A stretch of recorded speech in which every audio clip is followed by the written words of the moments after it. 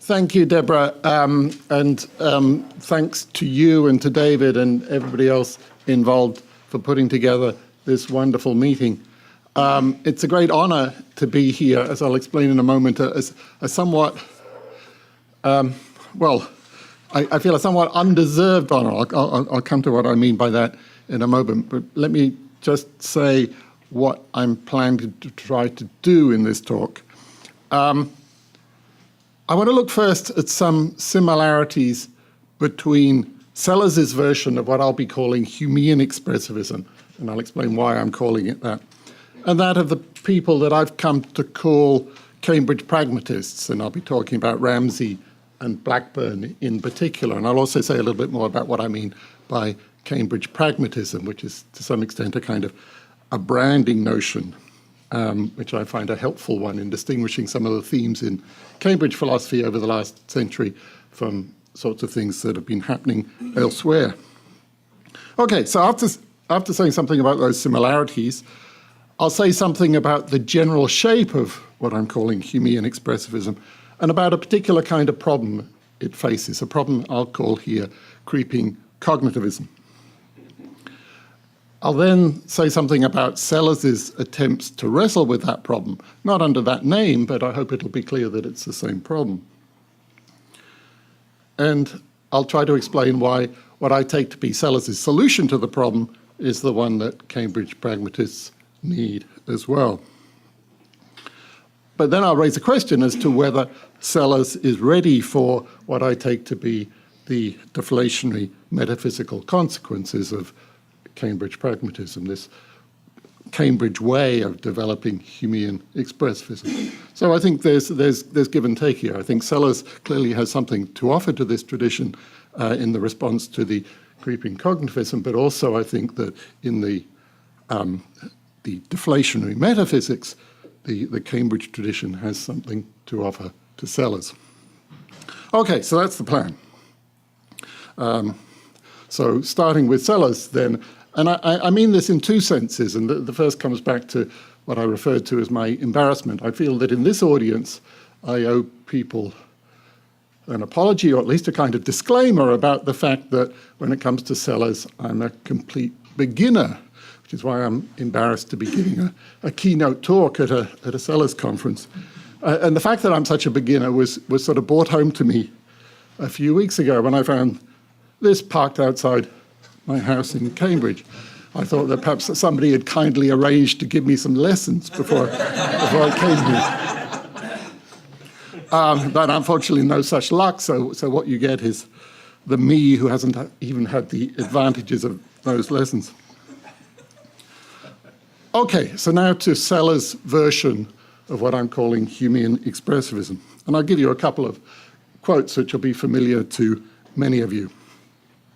Sellars says, "We've learnt the hard way that the core truth of emotivism is not only compatible with, but absurd without, ungrudging recognition of the facts so properly stressed, if misassimilated to the model of describing, by ethical rationalists, that ethical discourse as ethical discourse is a mode of rational discourse." And then he goes on, and this is in Counterfactual Dispositions and Causal Modalities, he goes on to say that the same is true in his view about causation. "It's my purpose to argue," he says, "that the core truth of Hume's philosophy of causation is not only compatible with, but absurd without, ungrudging recognition of those features of causal discourse as a mode of rational discourse on which the metaphysical rationalists laid such stress, but also misassimilated to describing." Okay, so what we have here is the idea that in the case of both ethical discourse and causal or modal discourse, Hume got something right.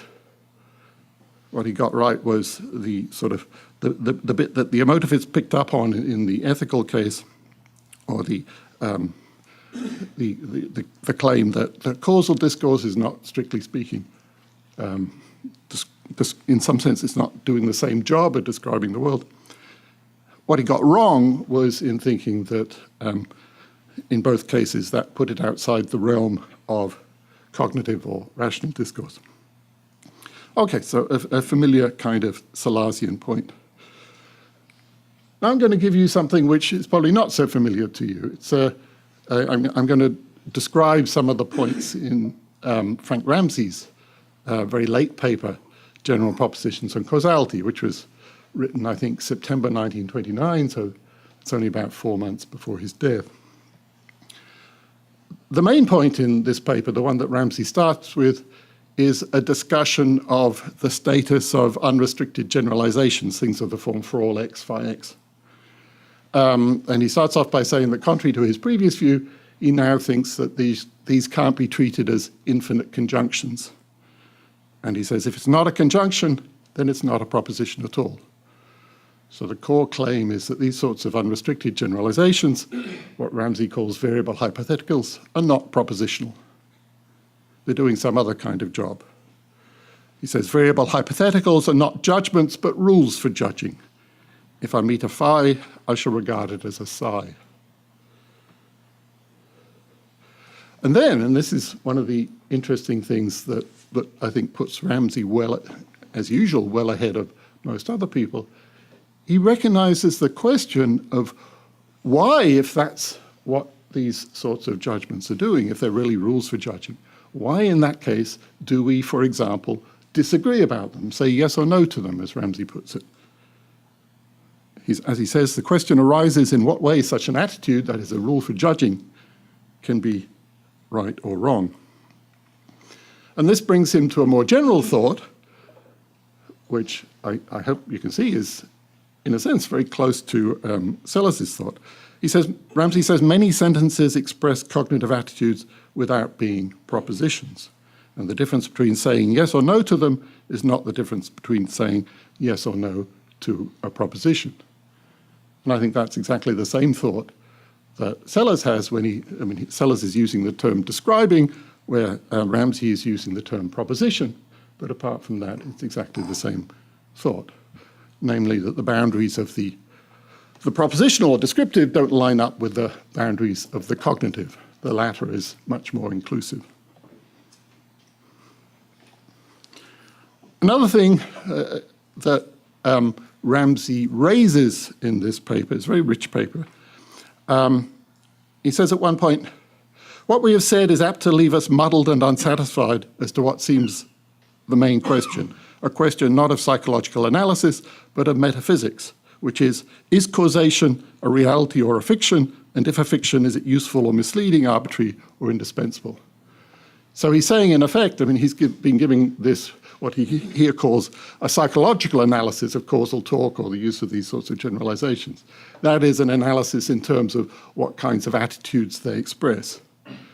And in effect, he's saying that, look, some people will say that's not the question. The question is whether there's any such thing as causation. Now, Ramsey doesn't really deal with this issue he's raised, but it's clear that he thinks that this is a case where all the interesting work does go on the psychological side. And so he's really putting aside metaphysics, although he's not very explicit about that. But as we'll see, later people in the tradition, in particular Blackburn, do get very explicit about that. Okay, so now I want to say I want to highlight some features of the tradition in general, and I'll use Blackburn to a considerable extent to do that. So here's Blackburn's definition of expressivism. This is from his little dictionary of philosophy about 20 years ago. Blackburn says, expressivism is a term used for those theories of ethical discourse that contrast ethical sentences with expressions of belief. And I want to highlight the fact that he talks about ethical discourse. And that's, in a sense, a strange thing for Blackburn, of all people, to be saying, because he's elsewhere very clear that it's not just a view which is applicable to ethical discourse. So here are some expressivists about other matters, as we've already seen. Sellars about causal modalities and counterfactual conditionals. Ramsey about laws, causation and probability. Wittgenstein about necessity.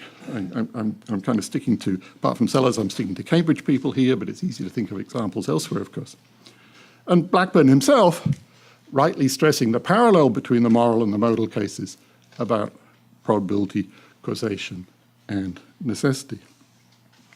Okay, so that's the expressivist view. And the common concern in all these views is a concern to explain one or other piece of language in terms of what we do with it, what practical role it plays in our lives, rather than in what we might call metaphysical terms, for example, by looking for truth makers for the claims in question. So it's doing exactly what Ramsey was doing for generalizations and causation and general propositions and causality, and it's doing exactly what Sellars is doing and doing exactly what Blackburn himself is doing. Okay, so that's the general view. And I want to highlight two theses which normally go together in such a view. And I call them the negative thesis and the positive thesis. The negative thesis tells us in what I'll call semantic terms what the vocabulary in question, say ethical vocabulary or causal vocabulary, what according to the expressivist it's not doing. Namely that it's not descriptive or it's not fact-stating or not cognitive or whatever. Now, we've seen that in the case of Ramsey and Sellars, they wouldn't express that thesis in terms of the term cognitive, but they do express it in other ways. So Ramsey says that generalizations are not propositions. Sellars says that ethical talk and causal talk is not descriptive. So the negative thesis is certainly still there. The positive thesis tells us in what I'll call pragmatic terms what the vocabulary in question is doing, namely that it's expressing evaluative attitudes or dispositions to follow a rule or something of that kind. Okay, so normally the viewing combines these two kinds of theses. And I just want to flag two questions at this point. One is the question as to whether both theses are essential to a view of this kind. And later on I'm going to argue that the answer to that is no. We can get by and should get by with just one of them. The other question is whether the notion of expressing an attitude is the only kind of pragmatic function that might be relevant in the positive thesis. And I want to answer no to that too, but again, I want to come back to that.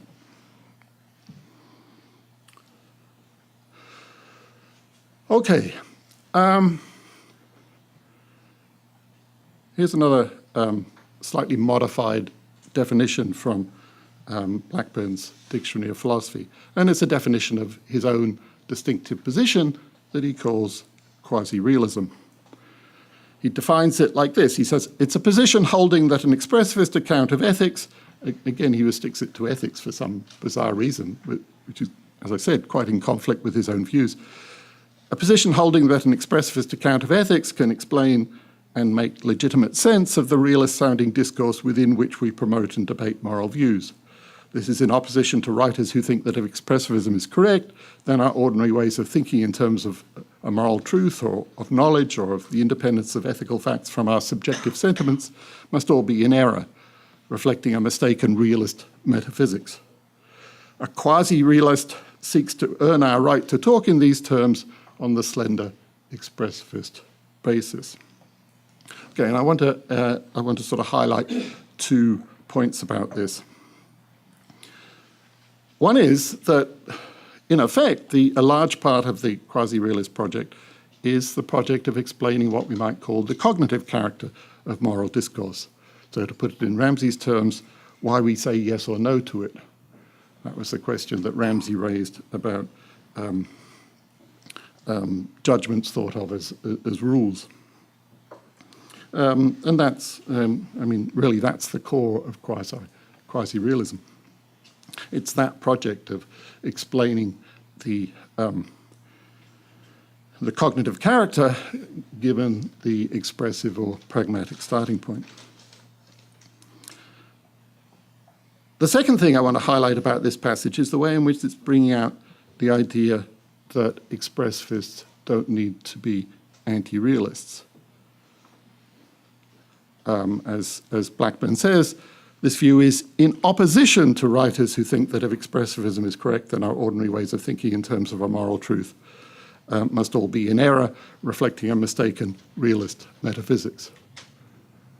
So quasi-realism is opposing that kind of anti-realist metaphysics. And this is something that Blackburn is very explicit about in several places. I'll give you a couple of examples. This one's from an appendix in his book Ruling Passions from the late 90s. The appendix consists of his answer, a list of kind of characteristic questions that he says that he often gets in response to his view, and his answers to them. Question 18 says, "Aren't you really trying to defend our right to talk as if there were moral truths, although in your view there aren't any really?" And his answer to that, as you can see, is quite emphatic. He says, "No, no, no. I do not say that we can talk as if kicking dogs were wrong when really it isn't wrong. I say that it is wrong. So it is true that it's wrong. It is really true that it's wrong. And so this is an example of a moral truth. So there are moral truths." This misinterpretation is curiously common. Anyone advancing it, Blackburn says, must believe themselves to have some more robust, metaphysically heavyweight conception of what it would be for there to be moral truths really. And compared with this genuine article, I only have us talking as if there are moral truths really. I deny that there is any such coherent conception. So you see, at the core of this is a kind of deflationism about metaphysics, a rejection of the idea that there is a substantial metaphysical question which the quasi-realism just doesn't touch. I think a good way to put this is in terms of rejecting both realism and anti-realism in the usual traditional debates. And that's a view that we can find explicit in Karnak, in Empiricism, Semantics, and Ontology. As far as I know, Blackburn doesn't appeal to Karnak, but I think one of the good things about bringing in Karnak in this context is he does make that dialectical move absolutely explicit. So it's not realism, it's not anti-realism in the traditional sense. It's a sort of deflationary rejection of that debate. That's from the late 90s, but Blackburn was onto this much earlier. I should say he's not always entirely consistent. So in some places you'll find himself calling himself an anti-realist. But as it were, when he does get it right, he was doing so much earlier, and this is from the early paper Morals and Modals. He says, "What then is the mistake of describing such a philosophy, quasi-realism, as holding that we talk as if there are necessities when really there are none? It is the failure to notice that the quasi-realist need allow no sense to what follows the as if," that's the claim that there are necessities underlined there, "except one in which it's true. And conversely, he'd need allow no sense to the contrasting proposition," that's the one now underlined, "there are none," in which it in turn is true. So again, it's the rejection. The crucial point is the rejection of any sort of independent standpoint over and above that of the ordinary talk, which the quasi-realist is proposing to explain. Okay, so properly done then, this kind of Humean expressivism goes hand in hand with this kind of deflationary attitude to metaphysics.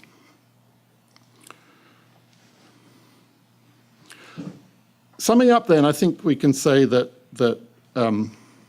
Blackburn seems close to Sellars in 4 respects. So they both find a core truth in Hume. They both see the analogy between the moral and the modal cases. They both insist that this insight be rendered compatible with the fact that moral and modal discourse presents itself as a rational discourse, as Sellars puts it. But they both still take for granted the so-called bifurcation thesis. That is, the view that there is some useful distinction between descriptive and non-descriptive, though perhaps quasi-descriptive, uses of declarative language. So in those passages from Sellars we had at the beginning, he was saying that the Humeans were right in thinking that moral talk and causal talk was not descriptive. They were just wrong in thinking that it it wasn't cognitive. Okay, and this brings me to the problem I want to call creeping cognitivism. So Blackburn, Sellars, and Ramsey too, as we saw, are all local expressivists. So they hold that some statements are propositions, as Ramsey puts it, or are genuinely descriptive, as Sellars and Blackburn put it. But there's an issue about what this special status can amount to if it's going to come apart from cognitive. Now, this problem is particularly acute for people who are, for other reasons, minimalists about the various notions like truth and reference that you might try to use to draw this distinction. And that's the problem that Jamie Dreyer has called creeping minimalism. But the point I want to make is that for Ramsey, Sellars, and Blackburn, you can think of it as kind of internally generated. So it's a product of their willingness to concede that the domains in question are cognitive. And that pushes them down the road towards having to come up with some hard answer to the question, well, if they're cognitive, then what does it mean to say that they're not propositional or that they're not descriptive? And to his great credit, Sellars sees that that's a very difficult problem. I think he sees it more clearly than Blackburn does. So in the next section, I want to give you some passages in which Sellars is wrestling with this problem, and then say something about the kind of view he comes to in the light of that. Okay, so this the place to start, I think, is with his paper in the Karnak volume. I'll come to that. Just setting up the framework. We've seen that Sellars thinks that Humean insights about the function of certain vocabularies, say the moral and the modal vocabularies, are compatible with the observation that these vocabularies are also rational discourses. He says at one point, I think this is from the Karnak paper, it's just as proper to say of statements of the form Jones ought to do A, that they are true, as it is to say this of mathematical, geographical, or semantical statements. Okay, so there he's emphasizing the fact that prescriptive or normative claims are properly called true or false. So he's not an old-fashioned non-cognitivist who wanted to deny that kind of thing about evaluative claims. Yet he's also relying on the bifurcation thesis, as I said. He wants to say that evaluative and modal discourse is not, as he puts it, properly assimilated to describing. But he sees that there's potential trouble here and that it's by no means easy to say what describing means. And this is his attempt from the Karnak paper written in 1956. He says the concept of a descriptive term is by no means intuitively clear. It's easier to specify kinds of terms which are not descriptive than to single out what it is that descriptive terms have in common. Thus, I think it would be generally agreed that the class of non-descriptive terms includes, besides logical terms in a suitably narrow sense, prescriptive terms and the logical and causal vocabularies. Okay, so that, according to Sellars, is some examples, but what's the category? What is it that distinguishes these cases? What is it to describe? Must one be describing an object if one says something about it that's either true or false? Scarcely for modals in even prescriptive statements, e.g. Jones ought to make amends, can be correctly said to be either true or false. Perhaps to describe an object is to specify some of its qualities and or relations. Unfortunately, the terms quality and relation raise parallel difficulties. Is it absurd to speak of goodness as a prescriptive quality? So we're back with the question, he says, what is it to describe?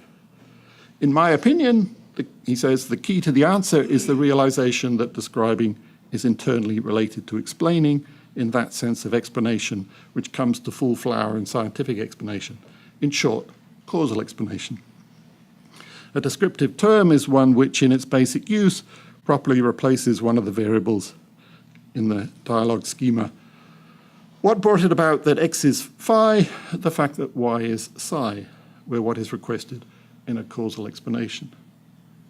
So this is an appeal to this kind of Eleatic principle that Bill mentioned yesterday as a way of trying to give us a criterion for what counts as genuine description.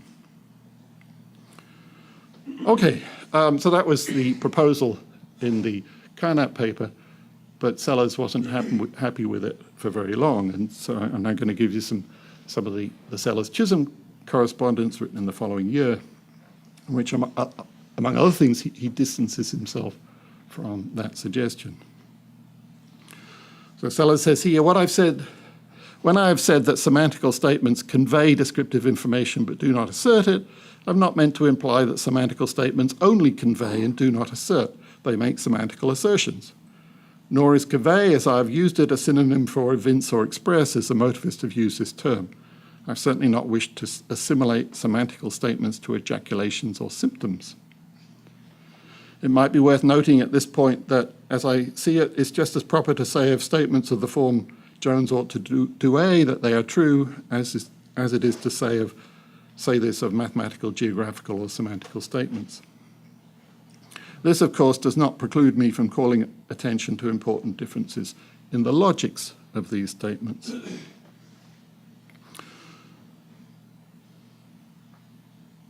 I quite agree then, he says, that it's no more of a solution to our problem simply to say that semantical statements are unique than it would be a solution of the corresponding problem in ethics simply to say that the prescriptive statements are unique. What is needed is a painstaking exploration of statements belonging to various prima facie families with a view to discovering specific similarities and differences in the way in which they behave.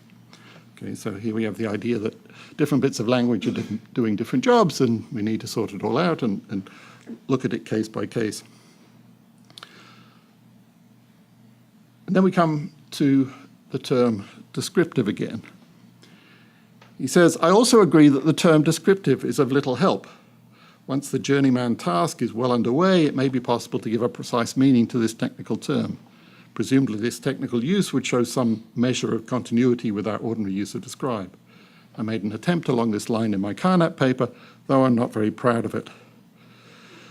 On the other hand, as philosophers use the term today, it means little that's definite apart from the logician's contrast of descriptive expression with logical expression. On this use ought would be a descriptive term, and the moral philosopher's contrast of descriptive with prescriptive.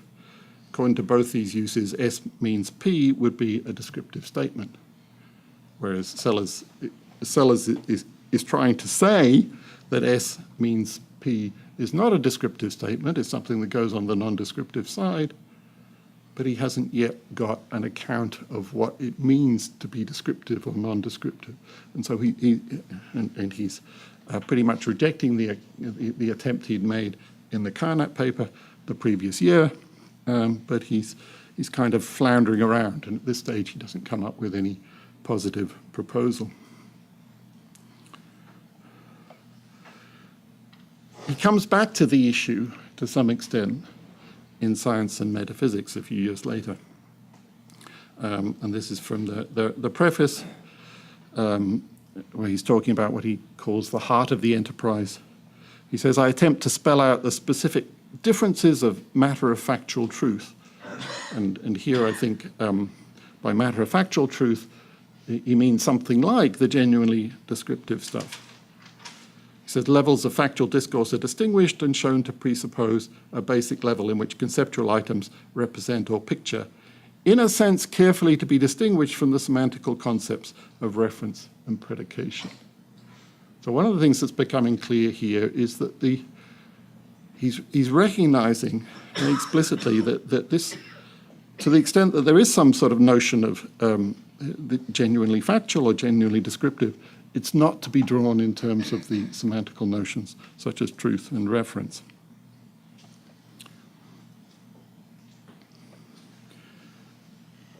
Later in the book, he says, my concern will, and this is the introduction to, I think is it chapter 7?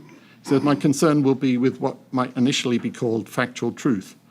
This phrase is intended to cover both the truth of propositions at the perceptual and introspective level and the truth of those propositions which, though empirical in the broad sense that their authority ultimately rests on perceptual experience, involve the complex techniques of concept formation and confirmation characteristic of theoretical science.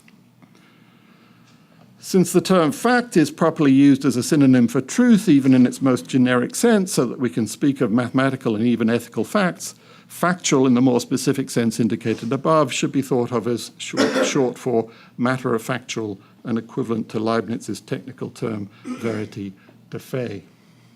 Okay, so again, I think this is simply a gesture towards what he needs, which is, in effect, a distinction between the genuinely factual and the factual in the generic sense, which, as he says explicitly here, is applicable to, say, mathematical and ethical facts.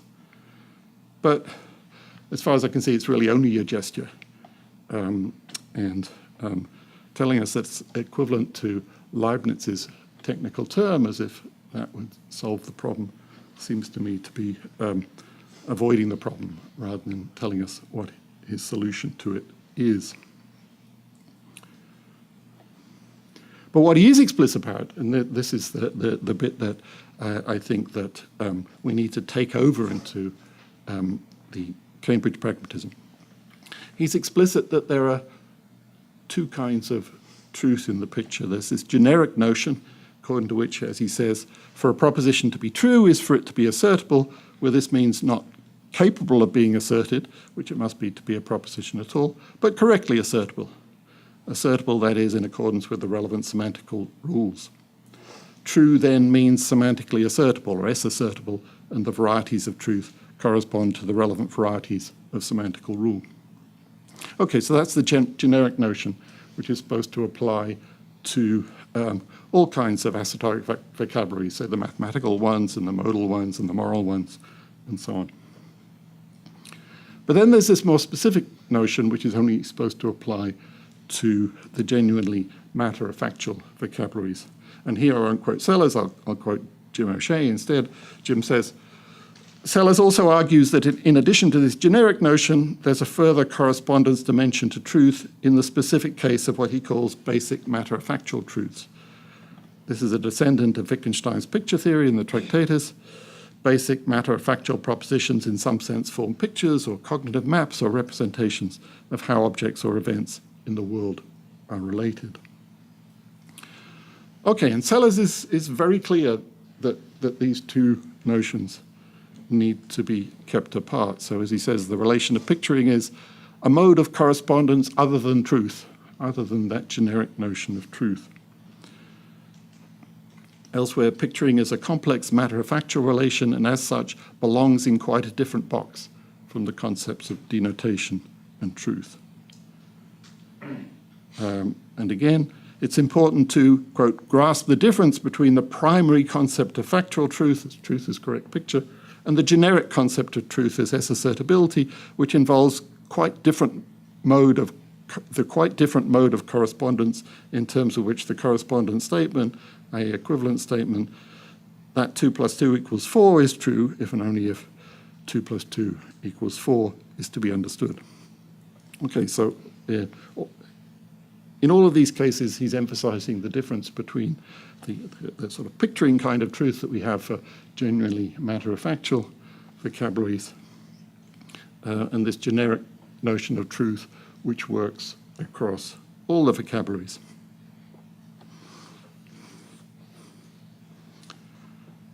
Now let's go back and take that view back into the framework that I spelled out before for what I'm calling Humean expressivism. Recall that as I described it, this view typically has two theses to it. The negative thesis, which tells us in semantic terms what the vocabulary is not doing, so it's not descriptive, it's not fact-stating, and the positive thesis, which tells us in pragmatic terms what the vocabulary in question is doing. And the problem of creeping cognitivism is the question as to how we formulate the negative thesis if notions such as cognitive or truth and reference are now being held to have a proper place on both sides of the bifurcation. as Sellars explicitly says that the term cognitive does, and as he explicitly says that his sort of generic notion of truth does. So Sellars recognizes then that the generic notions, the semantic notions, are not going to ground the negative thesis. Now, my proposal, which I think is the one that Sellars really needs too, is to simply abandon the negative thesis and see all the work done by these sorts of expressivist views as being done at the level of the pragmatic stuff in the positive thesis. Now, that means for Sellars that Sellars has to treat the notion of picturing as, to the extent that it can be made out, as lying at the pragmatic level too. There's just another kind of thing that a particular vocabulary can do, but it seems to me that that's the right move for him to make. But if we go this way, then this is a view in which we've entirely given up on the bifurcation thesis. That is, entirely given up on the idea that there's a useful distinction to be drawn between descriptive and non-descriptive uses of language. A distinction which, in some sense, lay at the level of the negative thesis. Now, without the negative thesis, if we simply prepare to drop the negative thesis, then we don't need a bifurcation at the semantic level. So there's nothing but homogeneity there, as Sellars himself says. But we find all the plurality we need, all the differences in the logical roles of the different vocabularies, as Sellars says. We find all that at the underlying pragmatic level. But if we do go this way, if we do abandon the semantic bifurcation thesis, then this gives us not a local expressivism, which was what we had before, but something which could appropriately be called a global expressivism or a global pragmatism. Now, I think this is a resolution that I think is the sort of logical endpoint of say, Blackburn's program.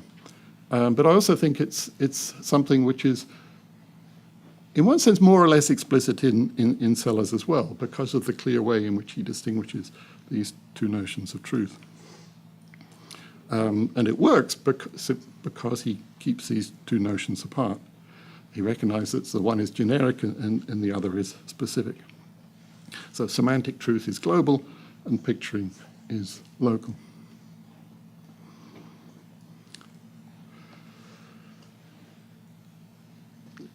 In some recent work, I've drawn a corresponding, or what I take to be a corresponding distinction between two levels, a kind of generic level and a local level, by suggesting that we draw a distinction within current philosophical uses of notions of representation. We sort of divide them up roughly into two families.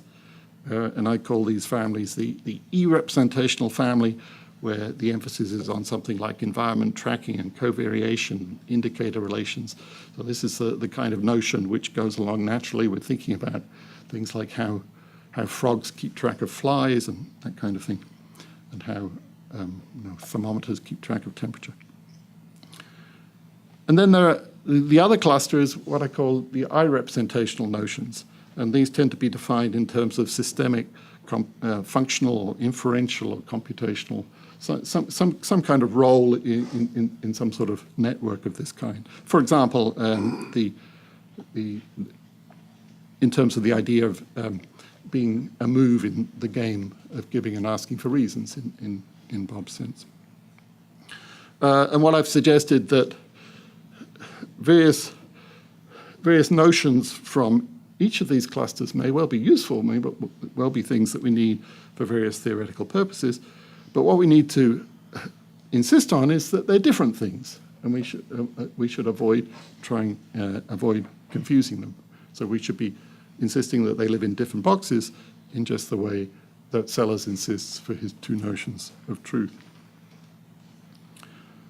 And so sort of representing Sellars, roughly in my terminology, picturing them becomes an e-representational notion, whereas Sellars' generic notion of truth, S-assertability, becomes an I-representational notion.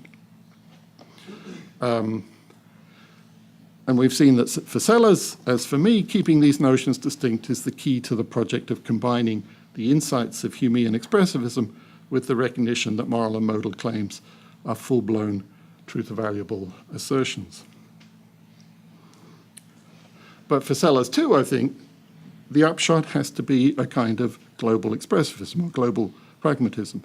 That is the kind of global anti-traditional representationalism that comes from recognizing that the notion of propositional content, notions like that, are I-representational notions, they live at the generic level, whereas word natural world correspondence, that lives at what I call the e-representational notion. So they live quite different theoretical lives.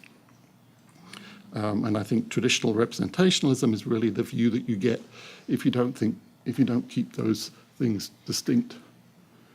If you think that the sort of e-representation relation of correspondence has to be the kind of model for what propositional content depends on. Okay. But as I said earlier, one of the elements you can find in the Cambridge version of Humean expressivism, and find particularly clearly in Blackburn, is this metaphysical deflationism. So what I want to finish with is a question as to whether Sellars needs to go that way too.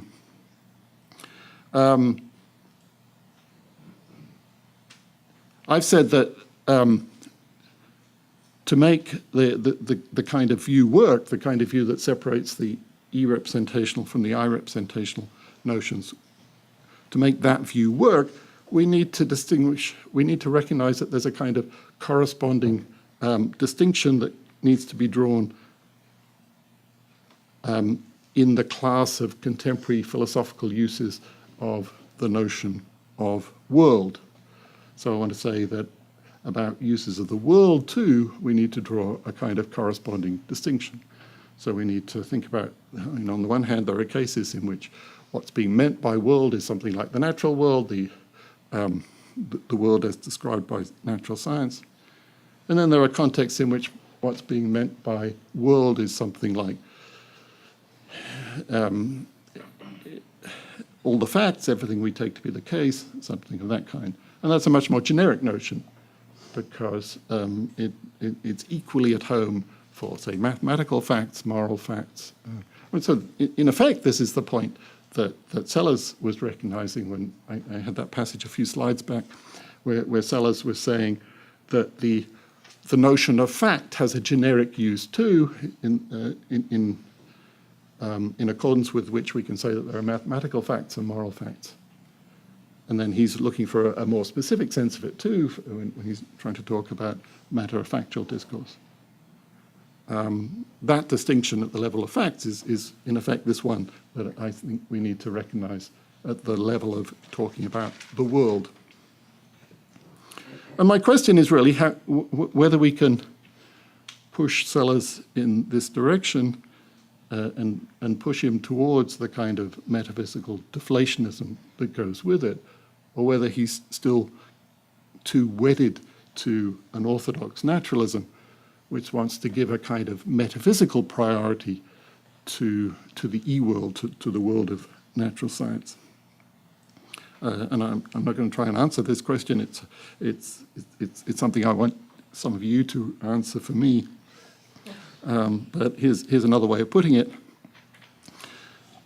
We can think of it as the question as to whether Sellars can accept for facts, as he explicitly accepts for expressions, that, as he puts it, once the tautology, the world is described by descriptive concepts, is freed from the idea that the business of all non-logical concepts is to describe, the way is clear to an ungrudging recognition that many, Sellars says expressions, I want to ask, can we say facts instead, which empiricists have relegated to second-class citizenship in discourse, are not inferior, just different. So in other words, can Sellars accept that mathematical facts, moral facts, modal facts are not inferior, just different. Now, I think that he has to accept that, but the consequences of accepting it seems to be in tension with the kind of naturalism which wants to say that in some sense the natural facts are superior to all the others. And keep in mind that this formulation was from 1956 or so, when Sellars still thought that he had a non-deflationary account of describing, which he soon abandoned. And things obviously just get even worse if you don't have that. Okay, so just to sum up. I think that Sellars already has the response that Humean expressivism needs to creeping cognitivism, and it involves rejecting the bifurcation thesis at a semantic level, and hence, in that sense, becoming a global expressivist or global pragmatist. I think the result is, in an important sense, an anti-representationalist position, in that it gives up a theoretical linkage at the core of orthodox representationalism, namely the view that propositional content and word-natural world correspondence live in the same box. It involves insisting that they live in different boxes.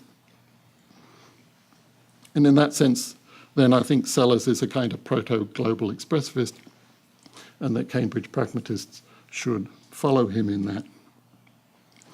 But I think that Sellars needs the metaphysical quietism that Cambridge had already with, I think with Ramsey, though Ramsey didn't have time to sort of answer his own question, but I think that's what he had in mind in saying, you know, haven't we answered the question about the metaphysics of causation? I think he raised that question in order to dismiss it. And then we have it much more explicitly in Wittgenstein and in Blackburn, for example. Okay, so that's it. Let me just finish with a word of thanks to my sponsor, and to say that I hope we've learned something. Okay, thank you.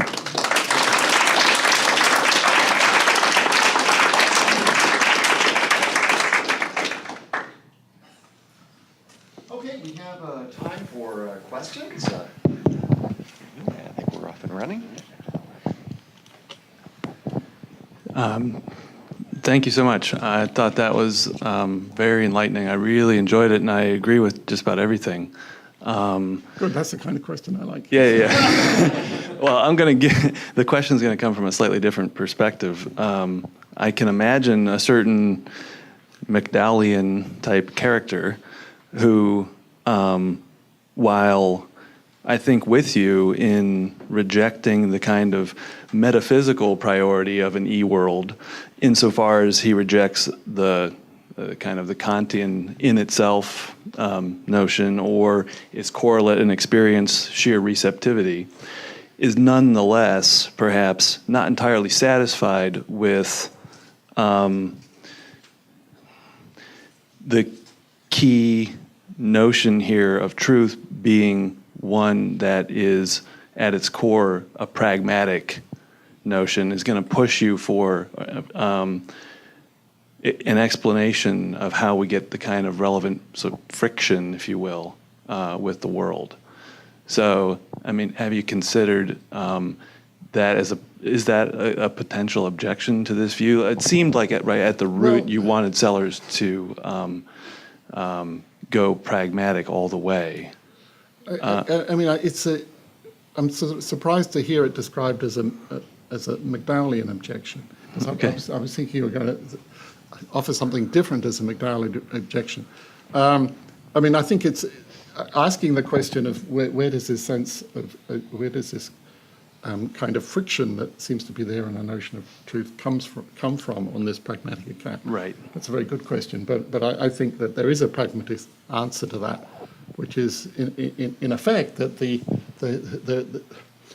friction is at the core of truth and falsity and associated notions of disagreement. So the friction is part of that generic package, and then so the right way to think of the kind of the quasi-realist question, or the question as to why, for Sellars, say moral or modal vocabulary takes cognitive form, is as a question about why, given the pragmatic expressive story about what that vocabulary is doing, why is it appropriate to subject it to that kind of friction? I think that's really exactly the question that Ramsey was asking. What are we doing when we say yes or no to expressions of rules of judgment?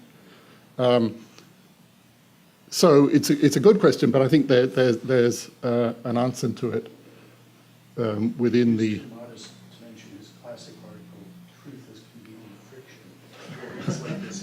Friction." Thank you, Bob, yes.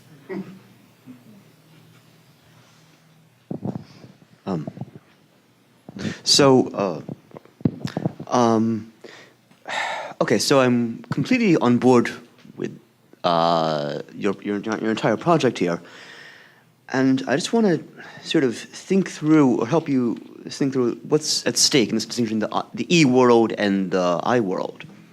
I was wondering if it might be at all helpful for you to take on board or refashion for your own purposes the distinction between environment and world, which is a distinction that McDowell has, and he takes it from Gadamer, and the whole tradition, and Heidegger has this kind of distinction. And there might be a way in which you can think about environment as having a kind of priority over world with regard to causal explanations. And I was wondering if that might be helpful for you to think through so here. That sounds like, I agree that I don't know all of the tradition that you're referring to, but I agree that the term environment is one that we much more naturally associate with something like the physical or the natural environment, rather than the term world. And so, as a way of spelling out what I mean by E-world, I think it's a very helpful suggestion. So I think I can take that on. But I just want to emphasize that I'm not trying to be too prescriptive here. As in the case of E-representation and I-representation, all I'm trying to do is just call attention to large clusters which I think are there in the contemporary literature and philosophy and neighboring disciplines like cognitive science, and to say it's very helpful to recognize that these clusters are not all attempting to get at the same thing, but they're attempting to get at different things. And then I think there's a corresponding move which is helpful in the case of the notion of world. And I think the notion of world gets even less attention within philosophy, or at least the bits of it that I'm familiar with, and it's even more one of these things that people just think they're entitled to talk about, the world. I don't know, that's just one of these notions you can just have, and I want to challenge that and say, no, look. And again, I think that I can treat Sellars as an ally in that respect, although he's not nearly as explicit about that on the sort of metaphysical side as he is about the distinction we need in the case of truth.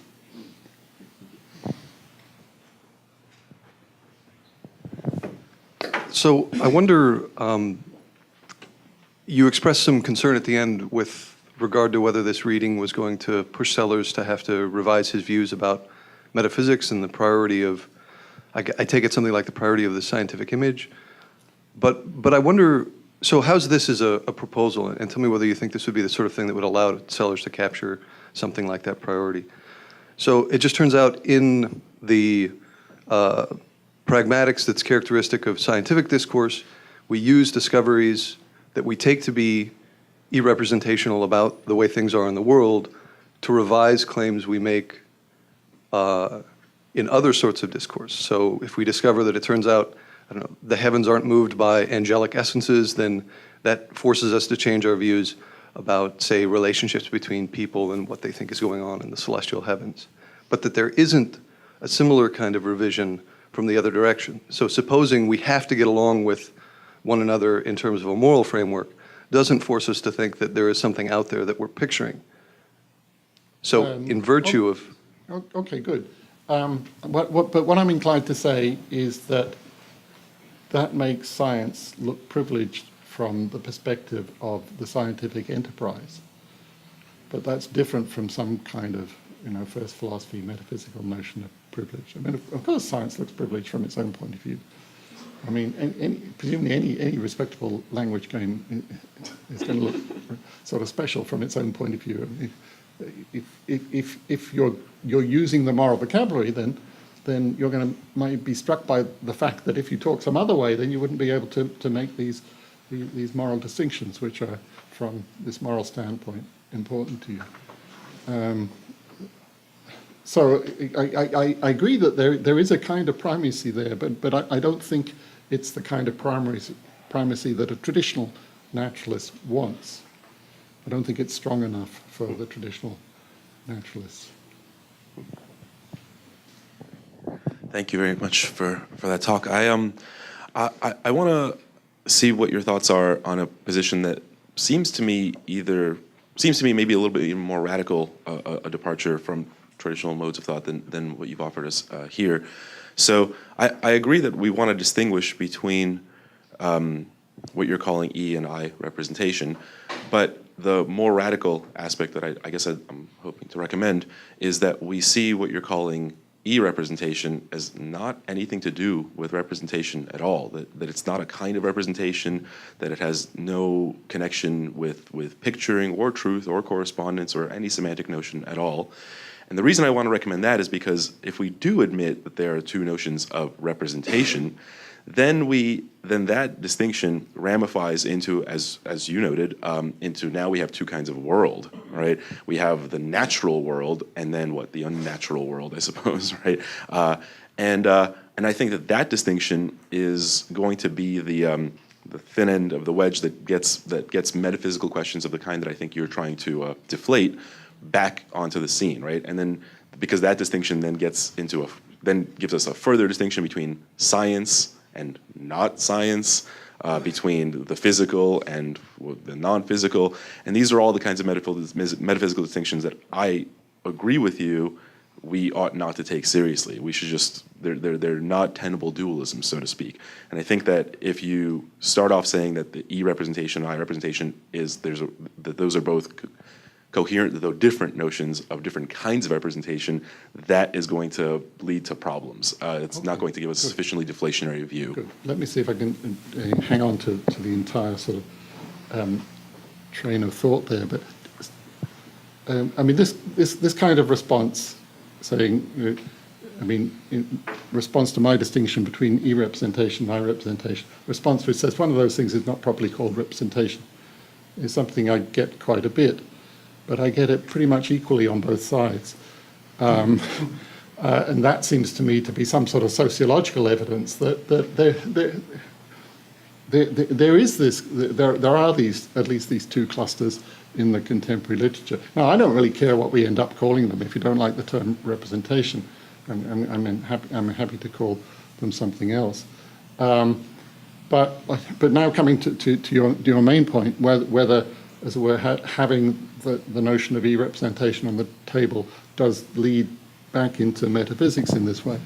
I'm inclined to think that it doesn't, as long as we keep our eye on the fact that all the distinctions are being drawn on the linguistic side. So the distinction between, say, physical world talk and mathematical talk or something, that distinction is all being drawn on the side of the talk. And as long as we hang on to that and refuse to slip over the line back into metaphysics, then I don't think that there's a real threat of the kind. Yeah, I guess the worry that I'm having is that all of the same kinds of problems that we've had on the world side, where people doing metaphysics and trying to solve what you've called placement problems, trying to figure out, well, how do moral facts fit in with the natural facts, or how do mental facts fit in with the physical facts, that we're going to get the same kinds of problems if we move all of those debates onto the linguistic side. You're going to get problems, well, how do moral sentences fit in with non-moral ones, or how do mental sentences fit in with the non-mental ones? And those questions seem to me to make equally little sense. They fit in. Okay. So we simply disagree about that. So I think that when they're moved onto the linguistic side, then there's a long tradition we can appeal to, this expressivist tradition of coming up with answers to them. So we got stories about what the particular functions done by the particular vocabularies are. Well, it might not be the right story, but at least there's work to be done there. Sort of the work of explaining why natural creatures like us come to talk in all these various ways. And Sellars was obviously doing lots and lots of that kind of work. So if there's a challenge there, I don't think it's going to be a sort of general challenge to that move to the linguistic side. It's going to have to be a particular challenge to the particular story. Of course, some of them might be wrong, but then we look for something better. All right. I may be the only person in this room, but I like metaphysics. So I'm going to just start out with that. A lot of what you were saying reminded me actually of some of the stuff that Crispin Wright was doing in distinguishing this minimal notion of truth, where we can talk about facts and correspondence with the world and whatnot. I think he called them thin facts when we just had minimal truth. But then he adds on to that there are at least possibly what he calls these realist relevant axes. It seemed to me that one, I know you're trying to keep it on the linguistic side, but it seemed to me that one could take your e-representation as a sort of realist relevant axis that you add on to the more minimal thing. And then if there are things that are realistically robust in that way, why not just embrace them as something that has primary status or more metaphysical oomph than the things that don't have that additional, that don't meet that additional realist relevant axis? So I guess why would Sellars have to go the more minimalist route? Why can't he keep his more robust naturalism? Well, let's see. I mean, there are lots of things I like about Crispin's program, and I think that the kind of distinctions that he calls attention to about the way in which different vocabularies work. I mean, I forget all those terms of his cognitive command and so on. Yeah. I mean, I think that's a worthwhile project, and it's a sort of associated with the fact that different kinds of vocabularies participate in what, following Ramsey, you might call the game of saying yes and no to different extents. And I think Ramsey was already kind of onto some of those differences in the case for the examples he was talking about. And so I think the project of sort of mapping those differences and then trying to explain them in terms of your story about the functions of the vocabularies is a very good one. And I tried to do some of that stuff in some of my early work, in fact, in The Function of Truth. But so that's a way of taking on board those kind of intuitions that Crispin has, but putting them squarely on the kind of pragmatic or linguistic side rather than on the metaphysical side. Though seeing that they can be an explanation for why we have the sort of metaphysical intuition that somehow say some kinds of things are in some sense more real than others. And even someone like McDowell will allow that there's a kind of subjectivity to say color judgments which you don't have, say, in physics. So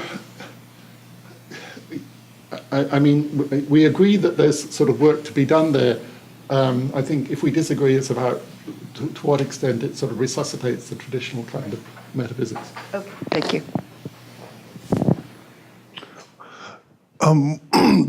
One might go into your talk as a metaethical expressivist and come out as a Morean non-naturalist. And that's a worry. Because, I mean, for me, what drove me to expressivism in the first place was the restriction that naturalism places on metaethics, for example. I think that naturalism, in that sense, as a restriction, is often really useful.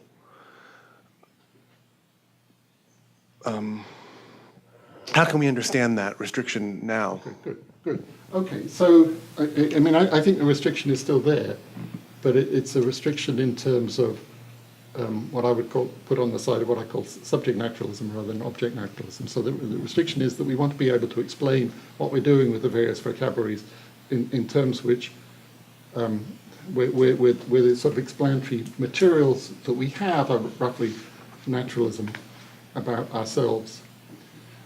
So it's true that you end up with a position which in some ways looks a lot like Morean intuitionism. It's just that nowhere in the story do you need something which is just a kind of raw faculty of intuition, because you've got your more or less Humean story about how we come to talk this way. But it's the sense in which it's like the Morean view is that you end up accepting, as we saw in that passage from Blackburn, yes, there are moral facts. And Blackburn could have extended his long list of ways of saying that by saying, we intuit moral reality. So I think you're right to note the sort of similarity, but I think I don't think the puzzle that sort of drives those metaethical inquiries has gone away. I think it's still there in the form of the question: how do we explain why natural creatures like us are behaving in this way? We have just a couple of minutes left. Thanks, Hugh. I find that very compelling, and so I'm trying to think of, and the way you characterize it at the end I thought was just right. There seems to be something different Sellars wants to hang on to, and why? Why shouldn't he? So I'm thinking of e-representation, or picturing as he'd call it, and I'm thinking of how difficult it is to sort of spell that out so that kind of tracking or naturalistic theory of representation lines up with what we do in natural science. So one pressure is to take observation to be, sort of consilience, non-inferential response, a very pragmatic. That's one of the things we do, and that can become very loose when you look at the many different things we do along that observational line of work. And Quine runs into this, trying to use stimulus meaning, and that doesn't track it in the right way. So I think Sellars has an Eliatic element. The causal element comes back in trying to specify. He thinks, well, we're going to need something that's a little more rigorous. It's going to have to be this extensional mapping that, and he's highly committed to then what that has to do. And I think some critics find that challenge to, we're not going to get natural science to line up with that kind of more robust notion of mapping, that sense of e-representation. The many different things we do, the ways, it's easy to slide into coping. It's kind of creeping coping. Okay, good. No, thank you, Jim. That's helpful, and it reminds me of another way you could kind of draw a connection between that issue and something which is also there in general propositions and causality. In one of the notes at the end of general propositions and causality, Ramsey says something like my general view is that science is for I think he says predicting, not describing, or something like that. So it's this very pragmatic view of what science is for that I think he got from Peirce. But I mean, a question you can ask at that point is that the only possible way you have to go once you recognize the sort of pragmatic character of modal talk and so on, or can you preserve the idea of some kind of ideal descriptive core? And maybe you can relate that question to what Sellars is trying to do. I'd like to talk about this. Thank you very much for a fascinating talk and discussion.